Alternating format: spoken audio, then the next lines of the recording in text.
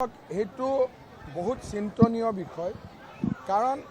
নামনিত এতিয়া মানুহ সচেতন অকণমান যি মাটি ৰখি গৈছে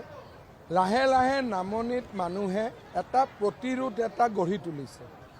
বিক্ৰী কৰা কমাই দিছে মাটি দিয়া বান কৰিছে আৰু বহুতে চাকৰি বাকৰি পাই আগতে বিক্ৰী কৰা মাটি তেওঁলোকে আকৌ ঘূৰাই কিনি লৈছে কিন্তু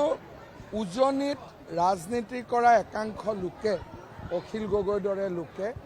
যি ধৰণে মিয়া লোকক আমন্ত্ৰণ জনাইছে উজনিলৈকে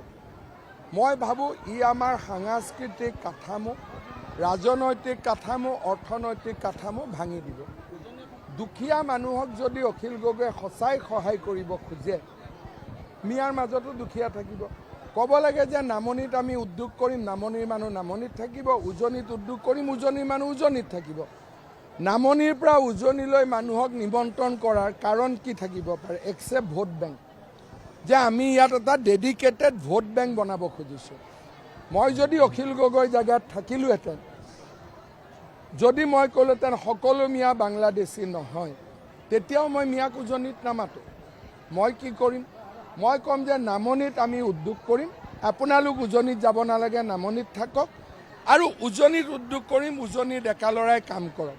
কিন্তু অখিল গগৈয়ে কি কৈ আছে যে দাড়ি চুলি টুপি পিন্ধা মানুহক আমি ইয়াত লৈ আহিম তাৰমানে উদ্দেশ্য কৰ্ম সংস্থাপন নহয় উদ্দেশ্য এটা ভোট বেংক তৈয়াৰী কৰা যে শিৱসাগৰত 20,000 ডিমৌত 20,000 নাজিৰাত 20,000 যাতে